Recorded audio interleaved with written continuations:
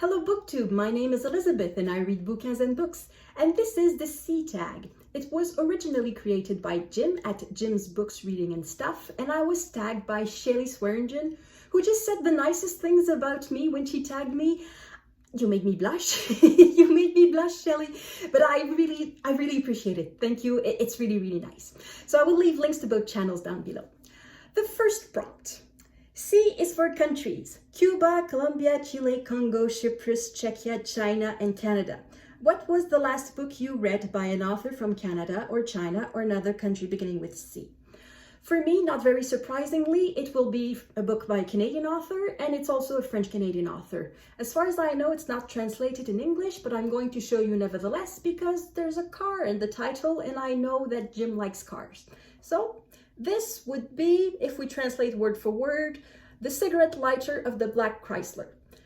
These are little slices of life, little essays by the author, Serge Bouchard, who is an anthropologist. Unfortunately, he died recently, and I have to confess that I bought the book because his death brought him to my attention. But I'm very glad that I discovered him. It's very interesting. Like I said, it's little slices of life. He just notices little things of daily life that sometimes we fail to notice because we go through life too fast. So that's the last Canadian book that I read. Prompt number 2. C is for Canine and Cat. Show me yours. I don't have one. No cats, no dog. Just me. I am my own pet. Prompt number 3. C is for classic. What is the last classic book you read? We're going to have to define classic. This is July, so this is Jane Austen July. I've read some Jane Austen recently. The question is everything that Jane Austen wrote a classic? If yes, the answer would be The Watsons, which is part of this book. This is Sanditon and Other Stories. And one of the stories is The Watsons, which is an unfinished work by Jane Austen. But can we consider The Watsons a classic? I don't think so. Can we consider Lady Susan a classic?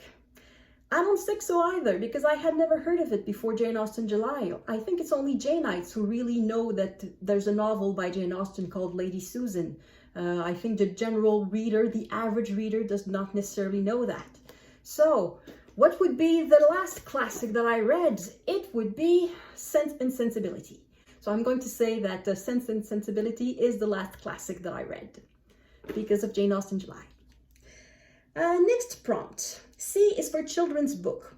What was the last children's book you read for your own enjoyment? I don't read tons of children's books. Recently, I went to babysit a 2-year-old. And we went to play in his room, and the first thing he did when he arrived in his room was empty every bookshelf. He just took every book and put it on the floor. And I thought, yay, we're reading books. So I picked up a book, but then he was gone from the bookshelf, and then he went to the other shelf which had cars or something. He just emptied everything, and his game was to empty every shelf. But I decided that my game would be to read books, so I read his books. And I think one of those that I read was probably, because I don't remember in which order I read them, because I read a bunch, it was probably something by Sandra Boynton that I really like for little children. It's really fun, and I think I read Hippos Go Berserk. It's really one of my favorite Sandra Boynton. It starts really cute. It's all in rhymes. It's about numbers. So 1 hippo all alone calls 2 others on the phone. And then 3, 4, 5, 6, 7, 8, 9.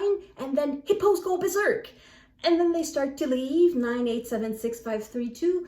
And 1 hippo alone once more misses the other 44. I really love that book. It's really cute. I don't own a copy, so I have to go babysit to read it. Next prompt. C is for coloring book. Adult coloring books are a thing. Have you tried one, and what are your thoughts on this? I am not immune to fads. I'm not on Facebook, but that doesn't mean that I'm immune. And at some point, coloring books were everywhere, and each time I went to the bookstore, I saw many of them, and it looked fun, so I thought, I want one. And I ended up buying one, and I came home, and I started to color one page, and after an hour, I had maybe a quarter of it done, and then after 2 hours, I had maybe half of it done, and I found it very boring. So I don't think I have touched it since. And yeah, I think I've done one page. I still have it, so it's still there if I need to color something, if I need to mindlessly do something. Yeah, I'm over it. The fad lasted a full 2 hours with me, a full half page, and it's enough for me. If other people like them, good for them. To de-stress, I prefer to knit, I prefer to do needlework, I prefer to go for a walk or read a book. But if other people want to draw, and not so much draw as color, good for them. Next prompt. C is for comedy. What is the funniest book you have read? My answer will be Calvin and Hobbes, because this is really truly funny. Any Calvin and Hobbes books is hilarious. You can open it at any page and you will laugh. Well, at least me, I will laugh. So funniest book ever, Calvin and Hobbes. C is for comic books. Can you explain to me the attraction of these? The answer is no. I understand funny comic books, and I cannot explain funny. If you don't find them funny, I won't explain the joke, because a joke that needs to be explained is never funny. And if it's comics that are not funny, like superhero comic books, I can't explain them because I don't get them either. For me, comic books have to be funny. If they're not funny, they're not comics. Finally, last prompt. C is for cookbook. Do you have a favorite? Yes, I do. It is this beautiful, gorgeous, shocking pink book about French patisserie. You can classify that purchase in the category of over-enthusiastic tourist. I went to Paris, and as one activity, I signed up for a baking class, and I learned how to make choux à la crème, cream puffs. And after that, I wanted a cookbook, so I went to a bookstore that specializes in cookbooks in Paris, and I bought that. And it's huge, it weighs a ton, so instead of putting it in my luggage that was going to be checked in, I decided to bring it with me in the cabin, and I read that book on the flight home from Paris. So I've tried I've tried, I would say, about half a dozen recipes. Some of them are quite complicated, but some of them are really simple, and they're all really good. They are mouth-watering. Yeah, like here, truffe au café. Oh.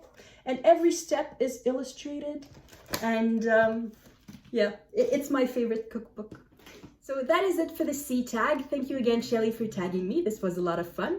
Thank you everyone for watching. I will see you in the next video. À la prochaine!